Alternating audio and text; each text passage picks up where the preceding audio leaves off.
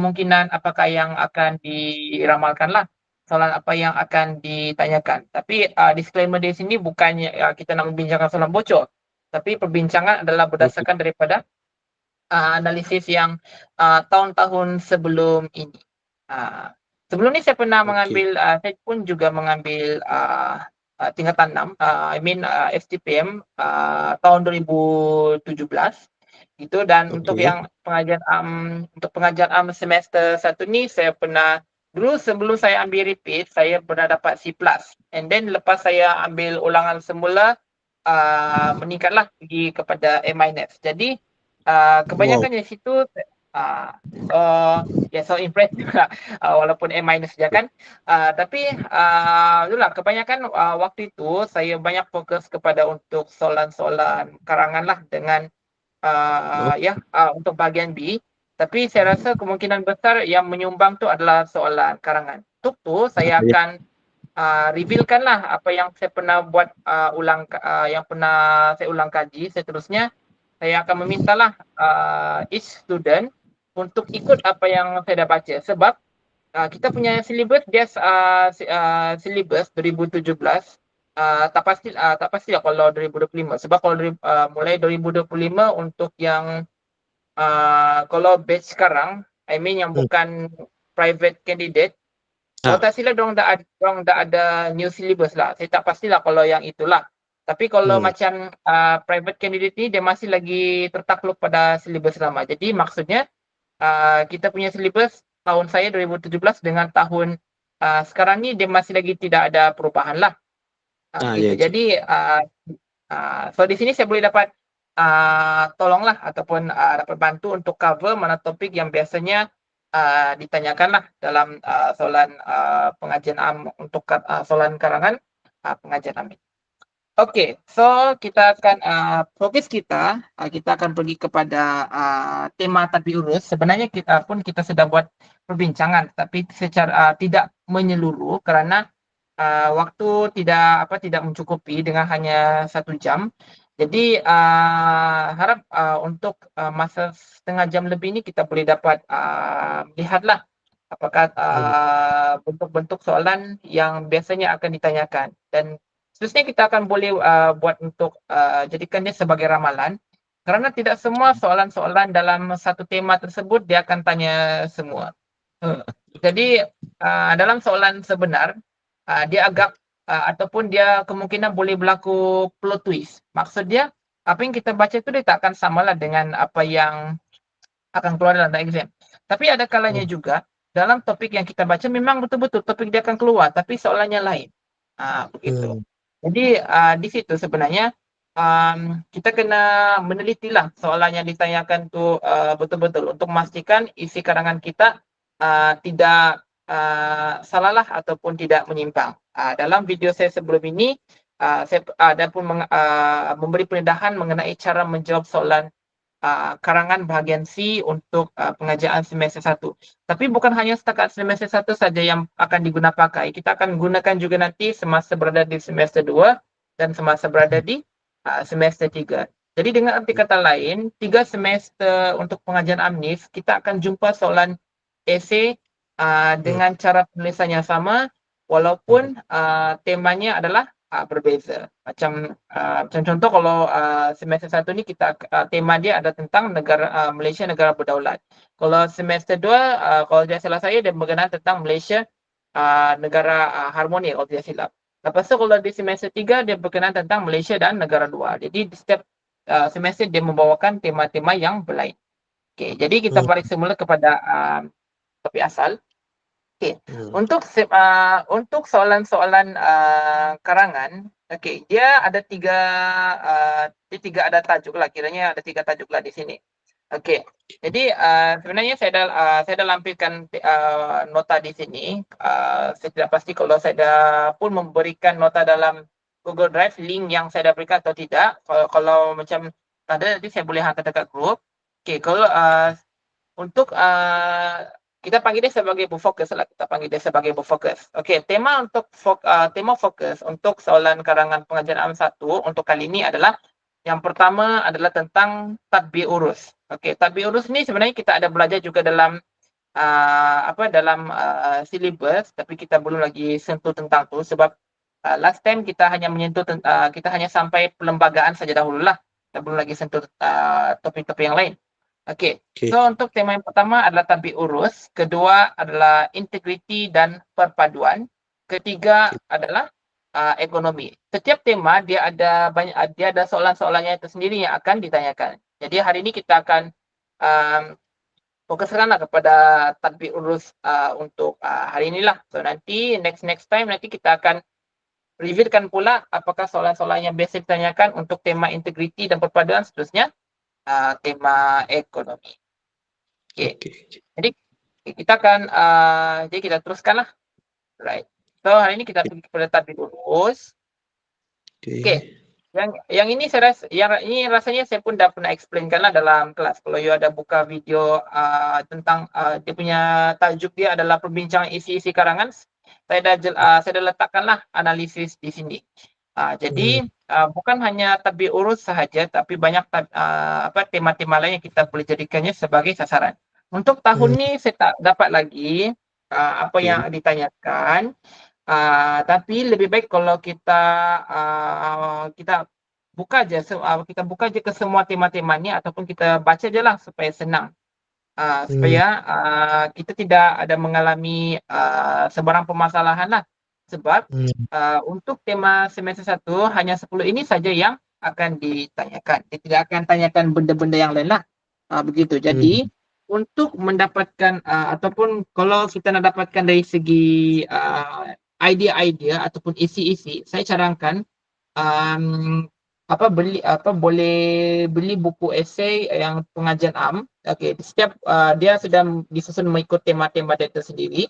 Kemudian kalau tidak berhasil ataupun tidak dapat beli buku kompilasi esei, actually boleh je beli buku latih to be ataupun buku latihan yang soalan berformat karangan soalan berformat STPM pengajian semester 1. You buka je bahagian C soalan esei. Okey, terus lihat kepada isi-isi dan cuba try lah menjawab bersandarkan teknik menjawab yang pernah saya saya pernah buat dulu lah. Kalau you ada buka video yang yang teknik menjawab karangan itu. So tapi itu baru sebahagian je sebenarnya. Masih lagi ada sambungan teknik lain macam masa tidak mencukupi. Jadi apapun kita mau mendapatkan isinya dahulu. Okay, kerana dalam soalan karangan esei ni dia tidak seperti soalan karangan bahasa Melayu. Okey, tidak perlu berbahasa yang berbunga-bunga, tidak perlu cantik-cantik, grammarnya, bahasanya. Yang penting penyampaian isi itu mesti betul dan menepati ciri-ciri yang dimaukan, iaitu mesti kena ada isi, kena ada huraian dan juga kena ada contoh. Yang paling penting di sini adalah dari segi isi. Okey, isi mesti kena betul-betul tepat. Mesti menjawab soalan. Kalau salah isi, automatik huraian dan contoh juga akan salah semua walaupun dia mempunyai hampir-hampir mirip ataupun mempunyai persamaan. Tapi kita nak yang betul-betul tepat. Kerana inilah sebenarnya kenapa soalan karangan pengajian Amin ni ditanyakan dan mengapa sebilangan pelajar dia sukar untuk mendapat markah penuh dalam soalan karangan. Sebab untuk soalan karangan semester 1 kali ini dia berjumlah 25 markah. Kena pilih 2 daripada 3 soalan, so maksud dia satu soalan 25 markah, darab 2 akan dapat 50 markah. Jadi begitu besar sebenarnya markah untuk bahagian C dibandingkan dengan bahagian A dengan bahagian B masing-masing membawa 15 markah. Jadi penyumbang terbesar untuk mendapat lulus sekurang-kurangnya grade C dia bergantung sepenuhnya daripada karangan, dan itu adalah cara saya dulu bagaimana saya boleh dapat menaikkan skor saya daripada C+, from C+ to A- lah. Itu berpunca daripada soalan karangan lah, sebab dahulu masa saya study 2017 saya memang fokus habislah untuk soalan karangan tu. Saya hafal isi-isi dia. Saya pastikan isi tu dia tidak tidak menyimpang sangat-sangat daripada soalan tu. Karena satu saja salah isi, dia akan salah semualah. Dan untuk hari ini kita akan revealkan soalan-soalan dan isi-isinya. Jadi isi-isi yang saya akan revealkan ni, dia mesti betul-betul tepat berdasarkan daripada soalan yang ditanyakan. Sama ada ia hampir-hampir mirip ataupun mempunyai persamaan, itulah isi yang kita akan gunakan tu. Alright. Okay, so tapi urus. Okay. So ini adalah soalan, kita menyediakan soalan yang pertama lah. Okay. Selain dapat menyediakan perkhidmatan yang berkualiti, penggunaan teknologi maklumat dan komunikasi boleh menjadi pemangkin kepada tadbir urus baik negara. Okay, so untuk soalan begini, untuk soalan begini, dia sudah berikan dua isi sebenarnya. Dia sudah memberikan dua isi. So yang pertama di sini, soalan dia nak kita bincangkan tentang kepentingan tadbir urus negara ataupun faktor di sini. So di sini dalam soalan ni dia sudah pun memberikan dua fokus. Yang pertama adalah menyediakan perkhidmatan yang berkualiti dan kedua adalah penggunaan teknologi maklumat dan komunikasi. So di sini dia sudah pun menyatakan dua isi. Dua isi di sini. Okey. Yang ini kita panggil dia sebagai kombinasi 2 tambah 3. Okey, 2 tambah 3 tu maksud dia adalah 2 ni dia sudah pun memberikan dua isi dalam soalan. So tinggal kita nak kembangkan lagi dari segi huraian dan contohnya. Okey. 3 pula bermaksud kita kena cari lagi 3 isi. Untuk kita nak kaitkan bagi menepati soalan ni. Walau bagaimanapun untuk dua isi yang sudah tersedia dalam soalan ini, kita kena huraikan juga. Kita kena huraikan untuk menjawab soalan kepada frasa pemangkin kepada tadbir urus baik negara. Okey. Kenapa kombinasi ni kita buat sebagai 2 tambah 3? Pertama, sebab untuk soalan karangan, dia mesti kena ada menghuraikan 5 isi. 5 isi. Dia tak boleh kurang daripada 5 walaupun 4. So sama juga sebenarnya. Kalau you ada tengok juga dalam video saya sebelum ni, saya dah menyebutkan bahawa 5 tambah 0. So maksudnya di sini dalam dalam soalan mesti kena kemukakan 5 isi. Okey, so kejap saya tengah mereply kejap Okey, tapi bila you tengok dalam soalan, okey. Memang di situ kita kena dua isi sudah dikemukakan dan tinggal kita cari isi 3 lagi lah. Okey, cik. Okey, so kita pergi kepada soalan seterusnya. Okey, I mean jawapan dia lah. Okey. Okey, tapi kalau kita tengok dekat sini tapi kita ini adalah kemungkinan segala soalan-soalan kemungkinan yang boleh ditanyakan. Jadi kita kalau you tengok soalan tadi yang saya tandakan berwarna merah, pemangkin kepada tadbir urus negara. Dia nampak macam memungkinkan. Di sini kita akan memungkinkan antara ketiga-tiga ini akan ditanyakan. Okey? So tadi tu kan kita sudah dapat 2 isi. So maksudnya kita kena cari lagi 3 lah. Untuk yang saya tandakan warna merah, dia cuma hanya dia tidak ada ayat soalan dia tanya tadi kan. Dia tidak ada ayat soalan. Kata kuncinya ialah dia kata bincangkan. So dia tak ada pun yang pertanyaan begitu kan. So maksudnya di sini kita kena bijak lah. Sebenarnya kita kena bijak untuk menilai sebenarnya apa yang dia nak minta. So ini based on daripada isi lah yang diberikan dalam soalan tu. Jadi kemungkinan soalan ini boleh menjadi manfaat penggunaan ICT dalam tadbir urus negara. Okey, kenapa saya kata penggunaan ICT? Sebab tadi dia sebutkan penggunaan teknologi maklumat dan komunikasi. So itu adalah menjadi salah satu faktor pemangkin kepada tadbir urus baik negara. Tapi pemangkin apa yang sebenarnya dimaksudkan di sini? Adakah ia adalah manfaat? Adakah ia kepentingan dan adakah ia menjadi kelebihan?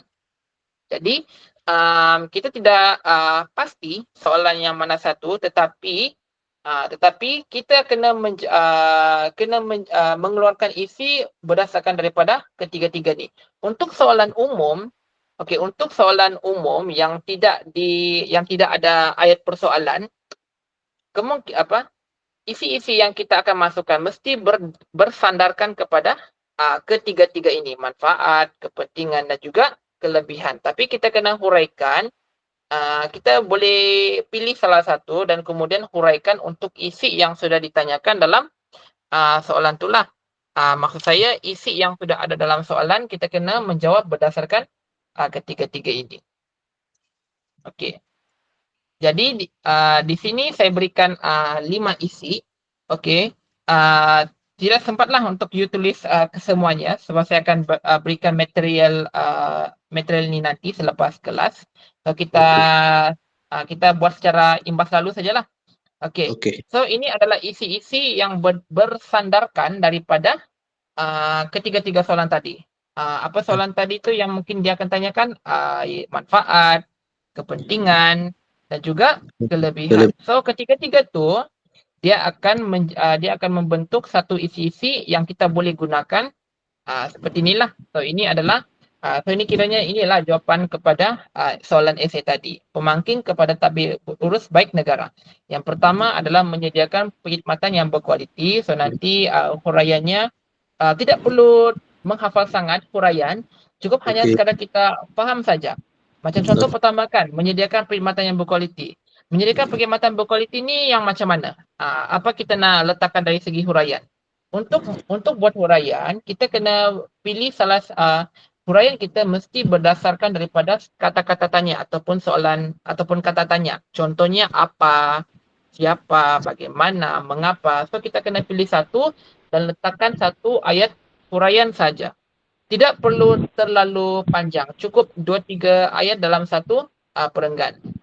So dicadangkan kita buat satu ayat isi, ayat huraian. Ayat huraian kita boleh pilih je lah mana satu yang kita nak. Kita nak buat sama ada kita mesti kalau kita pilih apa, siapa, mengapa, bagaimana. Okey, kalau boleh letak satu atau dua ayat huraian cukuplah. Tidak perlu terlalu panjang. Kerana kalau kita tulis terlalu panjang juga, ia akan memungkinkan mendedahkan kepada markah kosong. Sebab kenapa? Sebab kita mungkin akan tulis merapu, maksudnya menyimpang daripada soalan. Kedua, kita kena tahu walaupun tidak dipentingkan sangat penggunaan ayat-ayat yang cantik, yang cantik-cantik kan, tapi bahasa itu bahasa perlu dititik beratkan. Maksudnya jangan ada salah tanda baca, salah perkataan. Kerana bila ada kesalahan seperti itu, ia akan mengubah maksud. Maksudnya penyampaian maksud itu akan menjadi berlainan. Jadi untuk tu kan you just ikut je lah apa yang sudah diberikan. Itu adalah cara saya lah. Saya akan ikut je apa yang sudah diberikan sebab isinya ni sudah pun dimantapkan. Maksudnya ini adalah yang betul lah. You just kalau perlu untuk hafal ikut daripada you sajalah. Begitu. Kalau saya dulu saya tak hafal sebab terutamanya bahagian huraian, saya akan hafal bahagian isi je. Kerana isi ni yang sangat penting. Mesti tepat, mesti betul, tidak boleh salah. Kalau salah tulis isi, huraian dan contoh dia akan salah semua sekali. Begitu. Okay, so selain itu meningkatkan imej tadbir urus perkhidmatan awam. So ada di sini dia sudah letak huraian dan juga isi, huraian dan juga contoh. Meningkatkan kemahiran sumber manusia, mengurangkan kerana birokrasi. So di sini ada 4 isi je yang diberikan untuk soalan pertama tadi. Cuma untuk yang dari segi teknik tu saya belum lagi ajarkan lah. Nanti next time, kalau ada next time kita akan saya akan ajarkan lagi satu kombinasi 2+3 lah. Hari itu 5+0 je, yang ini 2+3 lah gitu. Okay, so kita pergi kepada soalan kedua pula. Okey, soalan kedua, pelbagai masalah untuk memantapkan sistem tadbir urus sektor awam telah dikenal pasti. Oleh itu, kerajaan telah menjalankan usaha-usaha untuk memantapkan sistem tadbir urus sektor awam. Okey. So di sini dia ada dua fokus. Yang pertama adalah dari segi permasalahan dan juga kedua adalah dari segi usaha-usaha. So, maksud dari sini kombinasi tetap sama juga menggunakan 3 tambah 2. Okey, sebenarnya kalau kita nak terbalikkan 2 tambah 3 dia tak jadi masalah pun. Sebab yang paling penting di sini adalah dua fokus yang kita kena cari. Macam yang saya tanda berwarna merah. So itulah 5 isi yang harus kita keluarkan untuk menjawab kepada soalan ini. So maksud dari sini kita kena cari 3 atau 2 isi untuk masalah memantapkan tadbir urus dan juga cari lagi 2 atau 3 isi untuk usaha-usaha memantapkan sistem tadbir urus sektor awam. Boleh je, dia sama je. Sama ada 3 tambah 2 ataupun 2 tambah 3. Yang penting kena keluarkan 2 fokus yang ada di sini. Okey. Itu tentang fokus.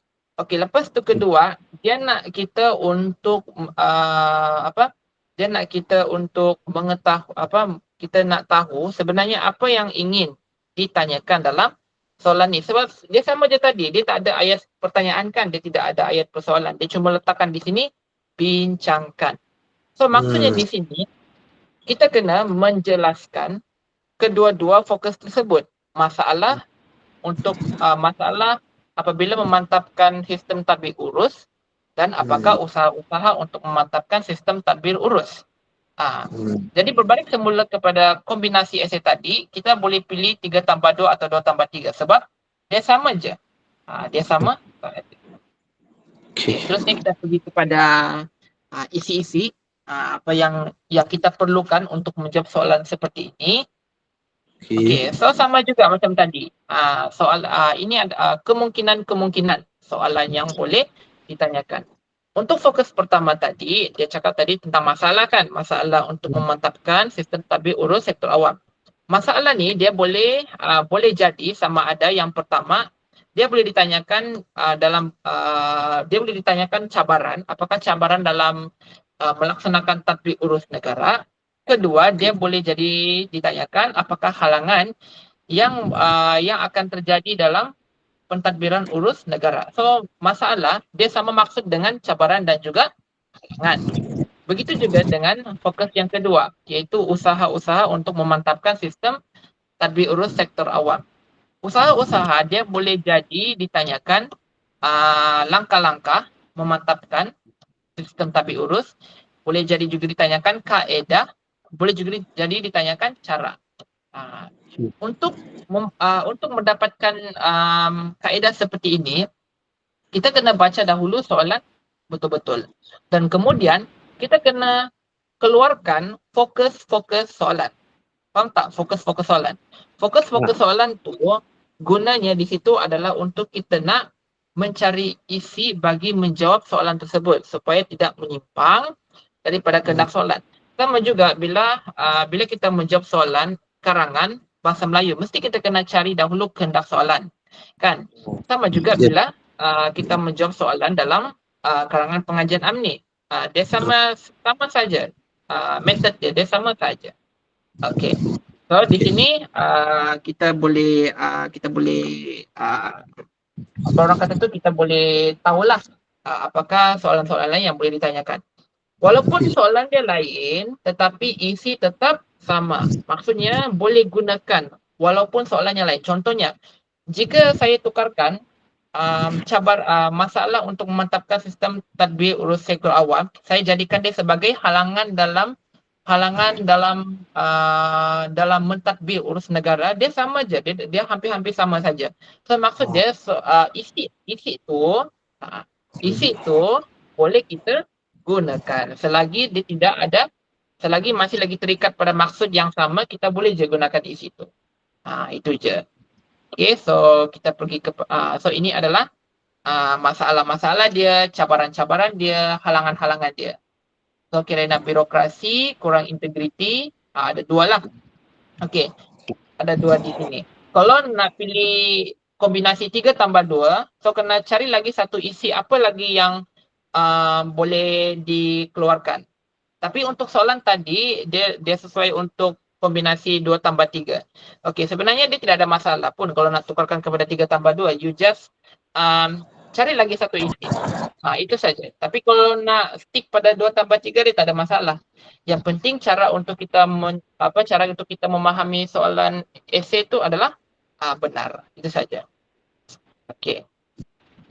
Terusnya usaha-usaha, usaha-usaha, kaedah-kaedah, langkah-langkah, okey, mengurangkan kerana birokrasi dan memantapkan nilai dan etika pejabat awam.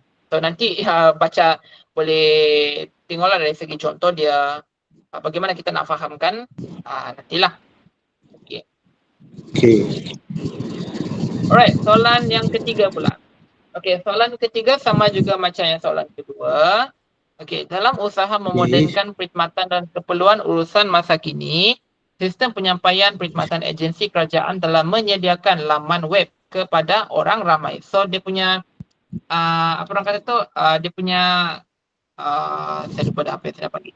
Dia punya tema dia berkenaan tentang sistem penyampaian perkhidmatan agensi kerajaan.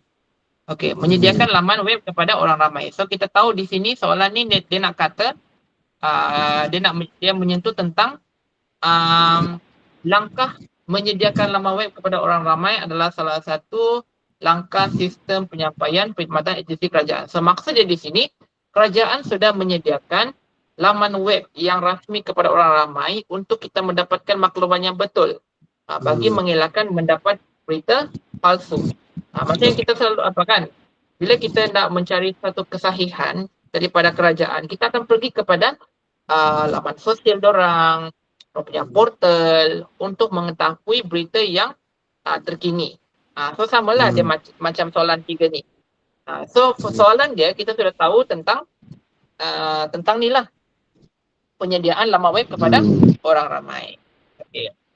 Fokusnya di sini adalah kebaikan dan juga kelemahan. Kebaikan dan kelemahan merujuk kepada penyediaan laman web, kan?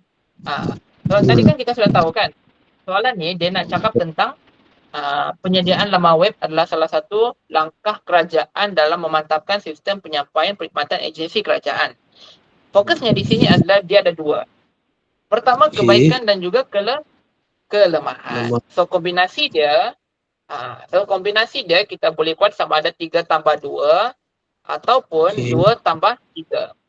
Kedua-dua ni dia mesti merangkumi kebaikan dan kelemahan. Maksudnya you boleh cari 3 kebaikan, 2 kelemahan, ataupun you boleh cari 2 kebaikan, 3 kelemahan. So sama je, cuma dia terbalikkan sajalah dari segi kombinasi dia.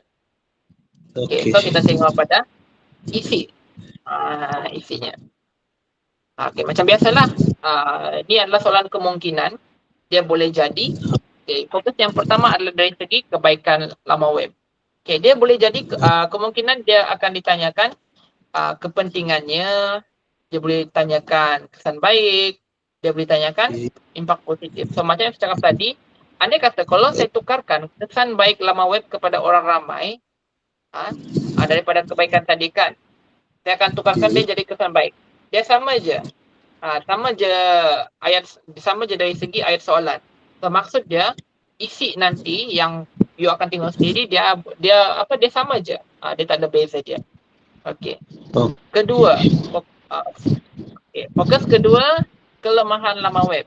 Kelemahan laman web dia boleh jadi kesan buruk laman web, keburukan laman web, impak negatif penggunaan laman web, masalah semasa menggunakan laman web, dan juga kekangan menggunakan laman web.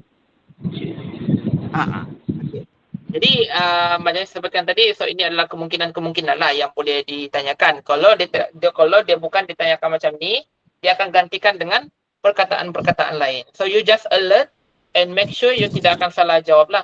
Dan untuk isi-isi kita masih lagi menggunakan yang saya dah tunjukkan dan you akan tengok sendirilah. Contohnya macam ni.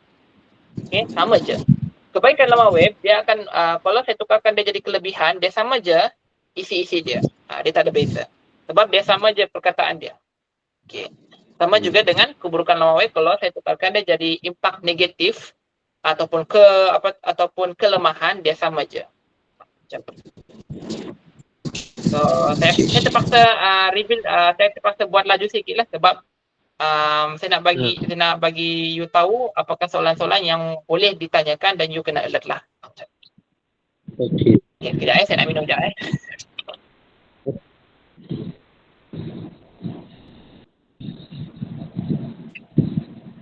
Okey, kita sambung semula soalan yang keempat.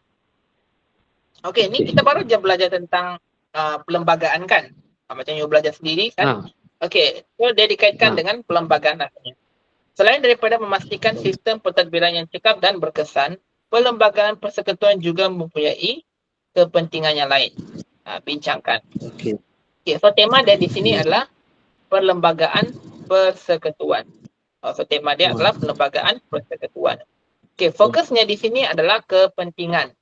Okey, di sini kita sudah diberikan satu isi. Isi iaitu kepentingan perlembagaan persekutuan, iaitu memastikan sistem pentadbiran yang cekap dan berkesan. So kita dah dapat satu isi. Tinggal kita nak kembangkan saja lagi melalui huraian dengan contoh. So sekarang ni kita kena cari 4 isi yang lain untuk melengkapkan 5 isi. So di sini kombinasi dia 1 tambah 4. Satu sudah diterangkan dalam soalan, satu isi sudah diterangkan dalam soalan. Lagi 4 kita kena fikir sendiri. Okey, so kita pergi kepada apakah kita tengoklah kalau ada kemungkinan soalan yang akan ditanyakan. Yes, masuk. Apa? Okey, pergilah. Okey, so soalan dia boleh jadi ditanyakan. Okey, kalau dia tak kata kepentingan, dia boleh digantikan dengan perkataan lain. Okay, misalnya, fungsi perlembagaan persekutuan, peranan perlembagaan persekutuan, impak positif perlembagaan persekutuan, sebab perlembagaan persekutuan diperkenalkan dan tujuan perlembagaan persekutuan diwakilkan. Walau apapun soalan-soalan sebegini ditanyakan, dia sudah pun memberikan isi yang tadi dalam soalan ini. Memastikan sistem pentadbiran yang cekap dan berkesan. So, kita sudah dapat satu isi. Cari lagi 4 isi yang lain untuk memperkembangkan soalan kepentingan perlembagaan persekutuan. Kalau ditanyakan apakah fungsi peranan perlembagaan persekutuan, so sama je isi dia. Dia akan cuma perkataan yang ditandakan warna merah je yang akan ditukarkan. Tapi konteks soalan tetap sama. Boleh faham takkan nanti you boleh tengok video recording lah selepas kita habis kelas ni lah. Alright. Okey, so macam mana pun walaupun perkataan akan ditukar, isinya tetap sama. Iaitu yang pertama memastikan sistem pentadbiran yang cekap dan berkesan. So you boleh tengok nanti lah huraian contohnya sendiri. Okay. Kedua, mengukuhkan perpaduan nasional. Ketiga, menjamin pertumbuhan ekonomi negara, dan keempat, mengekalkan hak istimewa orang Melayu dan Bumi Putra. Jadi kita pergi kepada soalan kelima. Soalan kelima, bagi memenuhi ekspektasi itu maksud dia jangkaan Maksud dia adalah jangkaan, ekspektasi. Bagi memenuhi ekspektasi pelanggan dan pihak berkepentingan, setiap penjawat awam hendaklah melaksanakan tugas berteraskan prinsip tadbir urus baik. So tema dia adalah tadbir urus baik. Fokusnya di sini adalah prinsip. So sekarang ni maksud dia, kombinasi ni adalah 5 tambah 0. Kenapa 5 tambah 0? Sebab dia hanya fokuskan kepada satu fokus soalan saja, ataupun ditanyakan satu fokus soalan saja. Kalau dia tanyakan 2 fokus macam soalan 3 tadi, dia sepatutnya akan jadi 2 tambah 3 atau 3 tambah 2. Okey. So kita tengoklah apa prinsip-prinsip tadbir urus tersebut. Okey. Sebenarnya kita akan belajar jugalah untuk bahagian A dan bahagian B. tadbir urus. So kita akan pelajari, kita ada topik tadbir urus. Just kita sebab apa kan biasanya tadbir urus ni dia menjadi salah satu tema wajib lah dalam soalan karangan ni. Gitu. So antara prinsip tadbir urus, yang pertama adalah fokus kepada pelanggan, kedua adalah beretika, ketiga efektif dan efisien, dan keempat adalah integriti. So nanti kita akan belajar jugalah prinsip-prinsip tadbir urus baik ni untuk kelas bahagian A dan bahagian B pula. Okey. Soalan ke-6. Okay, soalan ke-6, tadbir urus baik memberi impak positif kepada sektor awam negara. Jelaskan. So, tema dia sama juga berkenaan dengan tadbir urus baik. Fokusnya di sini adalah impak positif. Impak positif. Impak positif dia boleh jadi, kita boleh tukarkan dia kepada kebaikan, kelebihan, manfaat dan sebagainya. Contohnya macam inilah. Saya cakap tadi. Impak positif dia boleh jadi kepentingan, dia boleh jadi kesan baik, boleh juga jadi kelebihan. Okay, so kita pergi kepada isi yang seterusnya lah. Okay, note ni dia memang bagus dia sangat bagus sebab dia sudah memberikan soalan ramalan dan dia terus on the spot lah bagi isi-isi yang bertepatan dengan soalan-soalan yang boleh dicungkil lah di situ.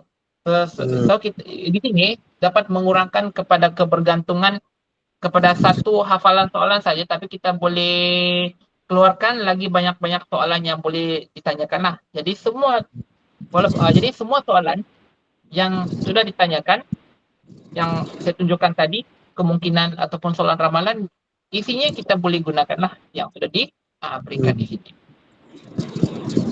So yang pertama, meningkatkan image. Kedua adalah menambah baik prestasi.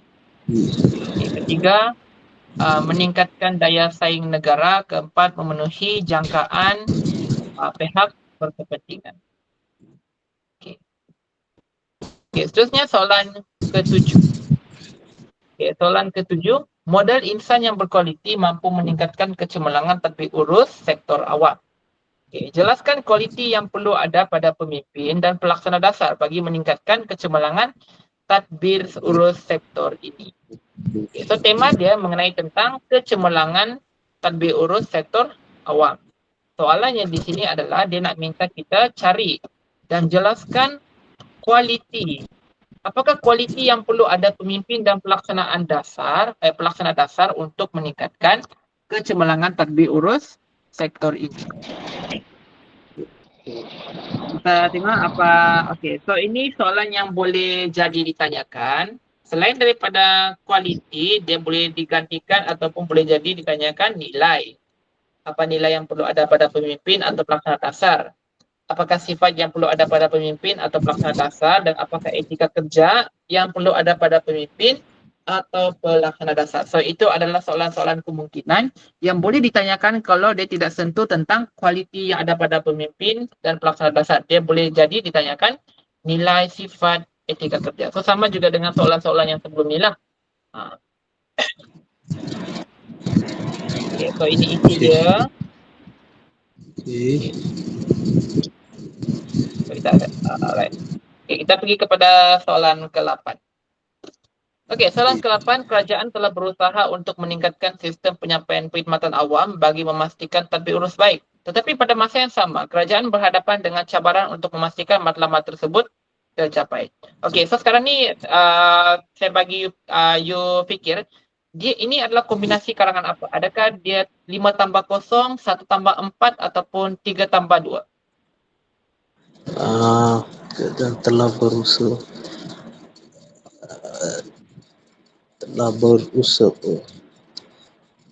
Ini 2+3. 2+3 atau 3+2? Okey, kenapa jawapannya adalah 2? Kenapa jawapannya adalah 2+3 ataupun 3+2? Kenapa? Sebab satu tu berusaha untuk meningkatkan sistem penyampaian perkhidmatan awam. Usaha. Okay, yang so yang lagi kedua? satu tu cabaran. Yang kedua tu Okey, cabaran untuk betul. memasukkan matlamat.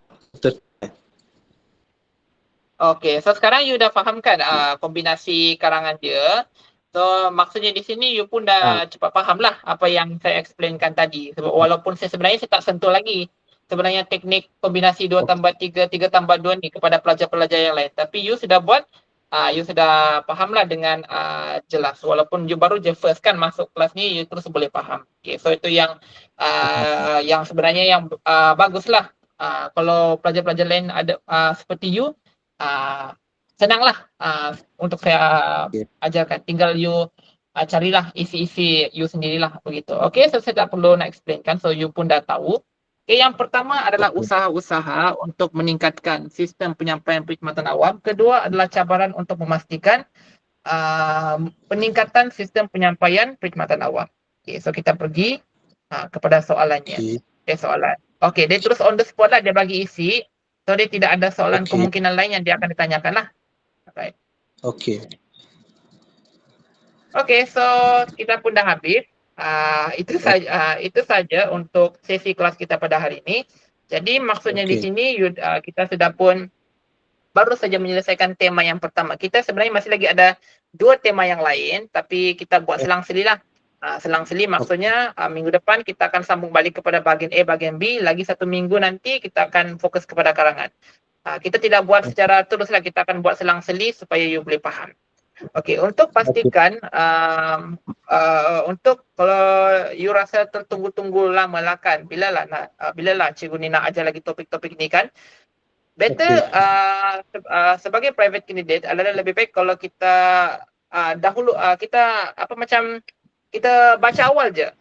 Tak perlu tunggu cikgu ajar ni barulah kita belajar ni. Nanti kan sebab private candidate ni dia kan ada kerja juga sendiri kan. So kita takut nanti kita takut nanti kita tidak ada masa untuk benda-benda yang lain. Jadi tak apa, biar je belajar awal supaya nanti bila masuk kelas, okay, you ada pengetahuan yang sedia ada. Yang lain lah. Macam tu. Jadi tak perlu tunggu saya lakukan yang begitu kan. Tapi kalau nak tunggu juga tak apalah. Okey je. Cuma sebab saya akan bagi juga notes untuk korang semualah dalam grup lah begitu. Nanti tinggal korang akses je lah masing-masing lah notes itulah Okey. Okey, cikgu. You sedang kerja ke sekarang? Kerja encik. Kerja encik, saya kerja di kilang. Admin office admin Oh, okey, faham. Okey. Tak apa ya. Kerja kerani kosting. Apa dia? Kerja sebagai kerani costing Oh, you asal mana Sebab saya terlupa pula tanya kan. Asal mana? Saya Pahang. bukan, saya dari Ipoh encik, Ipoh Perak. Oh, Ipoh Perak. Oh, okey. Oh. Dulu saya pernah belajar dekat dulu saya daripada UPSI tahun 2000 saya grade 2022 dekat Tanjung Malim. Dia tak jauh lah sebenarnya daripada itu. Saya sebab 2 tahun lepas saya grade 2 tahun lepas saya start belajar 2018 hingga 2022. Saya pernah juga pergi Ipoh. Tapi kita orang pergi dekat Aeon je lah. Aeon je, bukannya nak pergi ke mana-mana lah. Saya pernah pergi Ipoh sekali je. Masa praktikal dulu pun, masa buat lawatan sekolah pun saya pernah pergi sana. SK pengkalan apa, saya lupa dah. Tapi dekat Ipoh lah, actually. Begitu. Lepas STPM, encik terus masuk UPSI lah? Habis STPM 2017, saya belajar dekat UPSI 2018, saya tamat 2022. So 4 tahun lah saya ambil degree pendidikan dekat sana. Okey. Bagus. Alright. So, ada apa-apa soalan yang you nak tanya setakat ini? Setakat ni okey encik. Encik, yang format tadi yang encik tulis 5.0 dalam uraian itu ada 4 isi saja, kita kena tambah satu lagi kan?